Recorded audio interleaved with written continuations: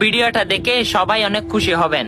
হয়তো আপনারা জানেন ফিলিস্তিন জয় হয়েছে, আলহামদুলিল্লাহ। হ্যাঁ, আল্লাহর রসুলের পক্ষে থাকলে জয় একদিন হবে ইনশাআল্লাহ তাআলা। তারা বাইতুল আকসার জন্য যুদ্ধ করেছে, জীবন দিয়েছে। আল্লাহ তাদেরকে শহীদি মর্যাদা দিয়েছে। আপনি কি জানেন?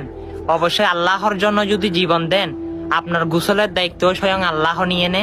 হ্যাঁ, সেই ঘটনাটা ঘটেছিল হযরতে হানজালার উপর। সুবহানাল্লাহ। সেই বাসর ঘরে বাসর রাত কাটিয়ে আমার রসুলের জন্য যুদ্ধ করার জন্য উহুদের ময়দানে গিয়েছিল, কিন্তু সেখানে গিয়ে শুনে সে মৃত্যুবরণ করেছে, শহীদ হয়েছে। তখন তার স্ত্রী বলার সাথে সাথে আমার রসুল তাকে খুঁজতে লাগলো, দেখে না কোথায় হানজালা চলে গেল। হঠাৎ দেখে 7 জন ফেরেশতা আকাশ থেকে নেমে আনতেছে। সুবহানাল্লাহ। হযরত হানজালাকে দেখেন, আমার রসুলের পক্ষে থাকায়, ইসলামের পক্ষে থাকায়, তার গোসলের দায়িত্ব স্বয়ং আল্লাহ রাব্বুল আলামিন